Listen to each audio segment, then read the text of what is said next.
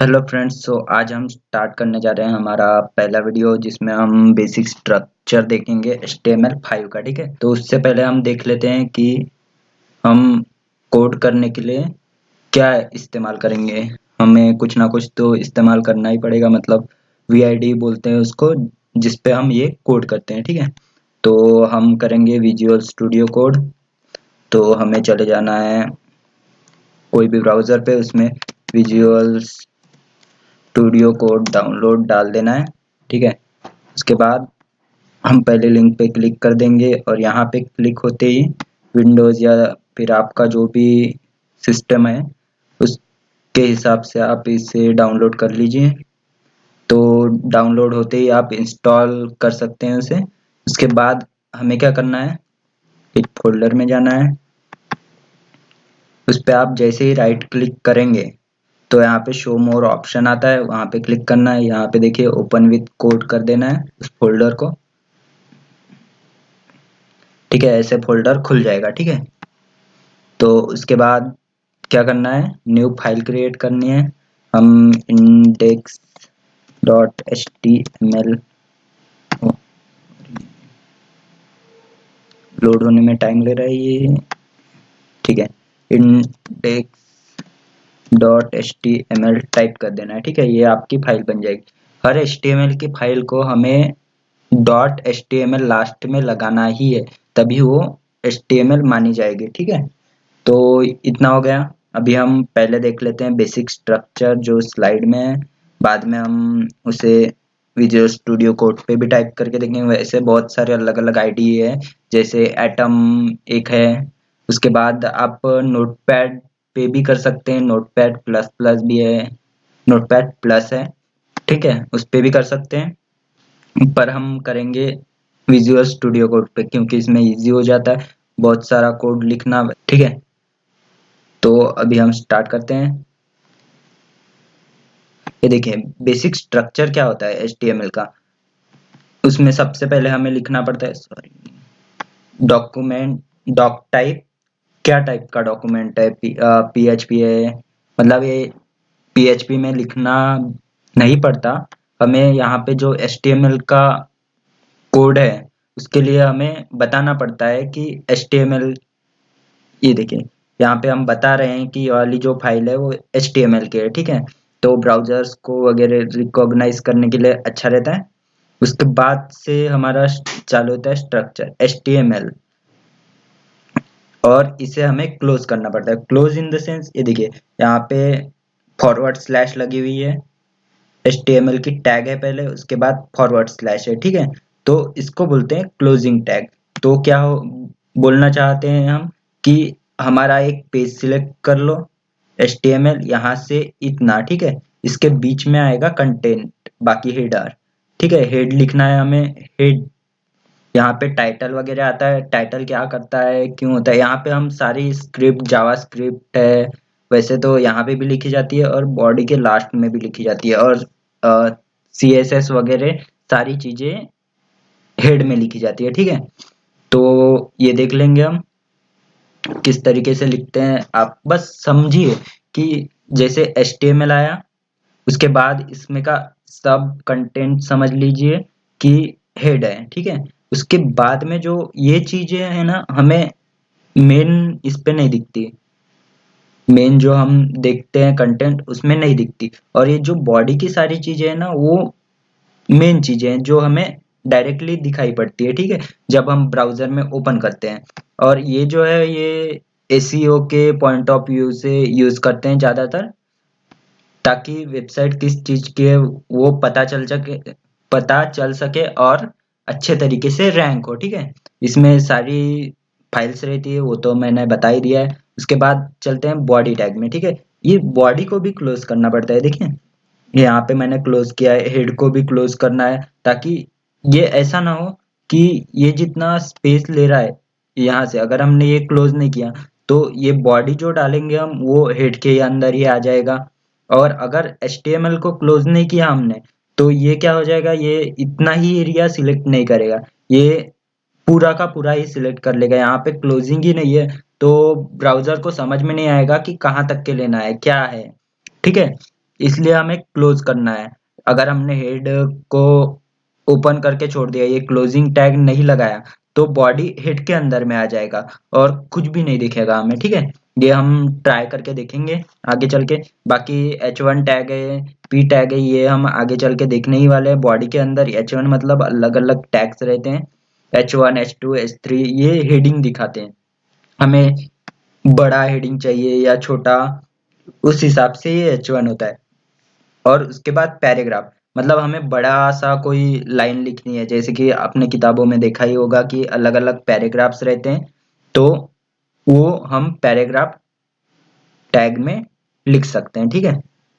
तो ये basic structure हो गया है HTML का। आगे चल के हम देखेंगे विजुअल स्टूडियो कोड पे। देखिए ये जो है, ये द वर्ल्ड वाइड, ये सिर्फ, सॉरी, ये जो HTML सिर्फ HTML से बनाया है ये पेज, ठीक है। ये इस तरीके से दिख रहा है, ये देखिए ये हेडिंग है, ठीक है, दिख रहा है। ये पैराग्राफ लिखा हुआ है, यहाँ पे पैराग्राफ है, एंकर टैग्स वगैरह वो आगे हम चल के देखेंगे। तो ये जो है वो हेड में जो लिखा हुआ है, ये यहाँ पे जितना भी लिखा हुआ रहता है ना टाइटल में, वो यहाँ पे दिखता है, ठीक है। और ये आइकॉन, फैव आइकन, आइकॉन बोलते हैं उसको, भी हमें इसी में डालना है, ठीक है। फिर ये बाकी की ये जो चीजें दिख रही है, तो इतनी चीजें HTML में रहती है। उसके बाद हम जब CSS यूज करेंगे, ठीक है, तो वो कुछ पेज कुछ ऐसे दिखेगा। इस तरीके से हमें अच्छे से डिजाइन करते आती है HTML और CSS को यूज करके, ठीक है। तो CSS का ये काम होता है कि कलर देना, उन्हें ठीक से अरेंज करना, ठीक से बॉर्डर वगैरह देना, ये सारी चीजें जो है वो CSS की होती है, ठीक है। ये देखिए हमें रिस्पॉन्सिव वेबसाइट भी बनानी है, जैसे कि ये, सॉरी, ये वेबसाइट जो है वो लैपटॉप में या विंडोज कोई भी कंप्यूटर्स में ऐसी दिखेगी, पर जब हम फोन पे आएंगे तो वो भी अच्छा दिखना चाहिए ना, नहीं तो सारी चीजें छोटी छोटी हो जाएंगी या रिस्पॉन्सिव नहीं रहेंगी। तो उसके लिए भी हमें अलग से चीजें सीखनी होती है, जिससे हमारा जो पेज है वो फोन में भी अच्छे से दिखे, ठीक है। तो हम ये आगे चल के देखेंगे ही, तो हम डायरेक्टली अब प्रोजेक्ट से चालू करते हैं, ठीक है। तो यहाँ पे आ जाते हैं, ये देखिए हमने फाइल क्रिएट कर ली है। तो हमें पहले क्या करना है, greater than, sorry, small than का साइन देना है, फिर एक्सक्लेमेटरी मार्क लगाना है, फिर डॉक, सारा कैपिटल में लिखोगे, डॉक टाइप, ठीक है। डॉक टाइप दिया, फिर स्मॉल में HTML, ठीक है। तो इतना हो गया। ये हमने बता दिया है कि ये HTML फाइल है। इसके बाद हमें क्या करना है, हमें ये चीज नहीं भूलनी है कि ये होने के बाद ग्रेटर देन का साइन लगाना है, ठीक है। उसके बाद, और ये जो डॉक टाइप है इसे क्लोज करने की कोई जरूरत नहीं होती है, ठीक है। HTML लिख देना है और इसे ग्रेटर देन का साइन देना है। और ये देखिए विजुअल स्टूडियो कोड में ऑटोमेटिक बंद हो जाता है, तो हमें अभी के लिए ऐसा नहीं करना है। हमें फिर से ग्रेटर देन का साइन लेना है और फॉरवर्ड स्लैश लगाना है। उसके बाद सॉरी, ये देखिए यहाँ पे हमने गड़बड़ कर दी है, HTML होना चाहिए। आपके विजुअल स्टूडियो कोड में इस तरीके से चेंजेस नहीं आएंगे, आपको मैन्युअली करना पड़ेगा। मैंने बहुत सारी एक्सटेंशन डाउनलोड करके रखी है, तो वो हम आगे चल के देखेंगे। आपको सिर्फ इतना करना है कि कम से कम टाइम में बहुत सी चीजें सीख लेनी है, बाकी चीजें तो आप अलग अलग प्रोजेक्ट बना के सीख ही लोगे, ठीक है। और हम रील्स भी डालने वाले हैं जिसमें अलग अलग टैग्स होंगी, अलग अलग आपको टिप्स ट्रिक्स मिल जाएंगी, वो आप आगे चल के अपने प्रोजेक्ट में ऐड कर सकते हो। उसके बाद क्या करना है, स्मॉल लेस देन का साइन देना है, ठीक है। फिर यहाँ पे हेड लिखना है हमें, हेड, ग्रेटर देन का साइन, यहाँ पे ऑटोमेटिकली हेड आ चुका है, हेड क्लोज हो चुका है, ठीक है। तो इसमें उसके बाद ग्रेट स्मॉल देन का लेस देन का साइन, उसके बाद टाइटल लिखना है, उसको ग्रेटर देन के साइन से क्लोज करना है और टाइटल को भी क्लोज कर देना है। ये देखिए फॉरवर्ड स्लैश लिखा हुआ है, ये देना जरूरी होता है, ठीक है। तो हम यहाँ पे देखेंगे, लिखेंगे माय पेज, ठीक है, फर्स्ट क्लास लिख देते हैं, फर्स्ट HTML क्लास, ठीक है। और हम इसे ओपन करते हैं। ओपन कैसे करेंगे, हमें फोल्डर में जाना है, यहाँ पे हम जैसे ही क्लिक करेंगे, ये देखिए यहाँ पे हमारा टाइटल आ चुका है। ठीक है, यहाँ पे कुछ नहीं दिख रहा बीच में, तो हमें क्या करना है, इसके बाद हेड के नीचे में बॉडी बनानी है। ठीक है, बॉडी, और इसको ग्रेटर देन के साइन फिर क्लोज भी करना है। अब यहाँ पे जो भी लिखेंगे, जैसे कि H1 लिख रहा हूं मैं, फर्स्ट फर्स्ट हेडिंग। देखिए अभी ये जो चीज है वो यहाँ पे रिफ्लेक्ट होगी, हमें रीलोड करना पड़ेगा। ये देखें फर्स्ट हेडिंग आ गया। उसके बाद हम क्या करेंगे, H2 देखेंगे, H2 को क्लोज करेंगे। यहाँ पे मैं सेकंड हेडिंग ले लेता हूँ, यहाँ से ही कॉपी कर लूंगा। यहाँ पे पहले सेकंड लिख दूंगा, सेकंड हेडिंग। इसको रिफ्रेश करेंगे, F5 से भी आप रिफ्रेश कर, देखिए ये H1 बड़ा है, H2 की जो हेडिंग है वो छोटी है, तो इस तरीके से ये H1 H2 काम करते हैं। ठीक है, हम अभी तो बेसिक ही देख रहे हैं इसलिए पूरा नहीं बताऊंगा, फिर भी अभी बता देता हूँ कि ये H1 से लेके H6 तक होते हैं। ठीक है, उनकी अलग अलग साइज होती है, मैं जल्दी जल्दी कॉपी करके बता देता हूँ आपको। वैसे तो अलग तरीके से, देखिए यहाँ पे H3 कर देते हैं। सॉरी, यहाँ पे मेरा फॉन्ट चेंज हो चुका है,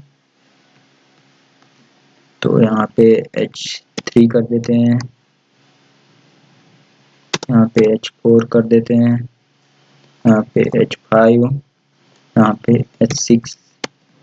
तो हम देख लेते हैं, ये देखें ये छोटा होते होते गया है। ठीक है, तो इतना हो गया। उसके बाद हम इसे पूरा डिलीट कर देते हैं, डायरेक्टली पैराग्राफ टैग ले लेते हैं। सॉरी, ये देखें लेस देन का साइन, यहाँ पे पी टैग, इसमें हम क्या लिखेंगे, अपना पैराग्राफ लोरेम एप्सन वाला लेंगे।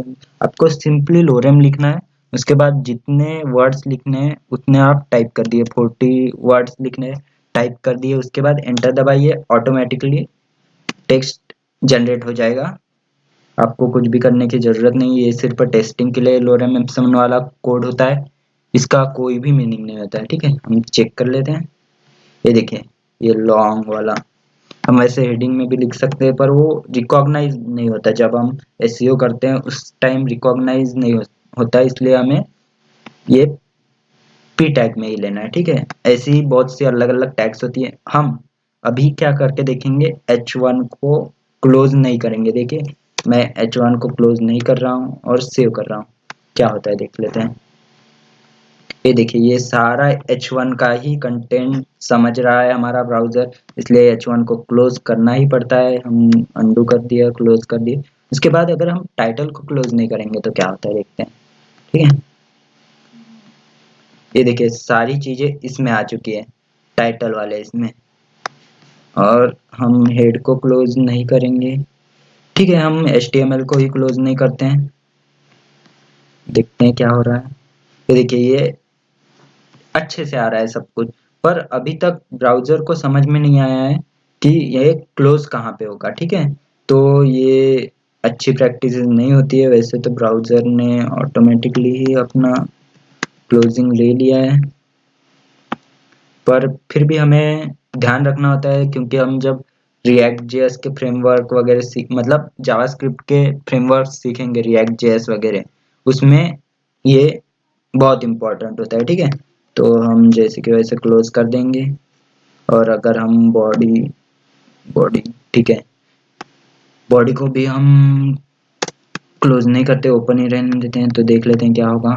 देखिए ये यहाँ पे कुछ नहीं होगा, पर हम जब कंटेंट डालेंगे, जैसे कि मैंने अगर, नहीं यहाँ पे कुछ भी नहीं होगा क्योंकि ये पैराग्राफ टैग नहीं है। पर ये जो चीजें हैं वो हमें फ्रेमवर्क सीखते समय जरूर ध्यान में रखनी होती है। या तो हम जब इसे रिस्पॉन्सिव बनाएंगे ना वेबसाइट को, मतलब लैपटॉप के लिए अलग, फोन के लिए अलग, तो उस टाइम ये चीजें काम में आएगी। उस टाइम उसमें क्या हो सकता है कि ठीक से काम नहीं करेगी वेबसाइट। ठीक है, तो आज के लिए बस इतना ही। अगर आपको कोई क्वेरी हो तो आप हमें डायरेक्टली कमेंट कर सकते हैं। और अगर आपको ये वीडियो अच्छी लगी हो तो आप इसे लाइक कर दें, और अगर किसी को सीखना भी हो तो आपके फ्रेंड्स के साथ शेयर कर सकते हैं, क्योंकि हम इस वीडियो में मतलब ये पूरी सीरीज में हम कम से कम चीजें सीखने की कोशिश करेंगे। मेरा बोलने का मतलब ये नहीं है कि हम कम से कम मतलब कुछ भी सीख लेंगे, हमें बस इतना करना है कि जो इम्पोर्टेंट चीज़ है वो सीखना है। उसके बाद की जो चीज़ें हैं वो आप ओवरव्यू भी कर लोगे तो आपको याद रह जाएगी। इस तरीके से हम ये सारी चीज़ें सीखने वाले हैं, ठीक है। थैंक यू फॉर वॉचिंग और वीडियो। नेक्स्ट वीडियो में मिलते हैं नए कंसेप्ट के साथ, और बाकी के जो HTML की टैग्स वगैरह रहे हैं उनके साथ हम नेक्स्ट वीडियो स्टार्ट करेंगे। Thank you friends for watching और वीडियो।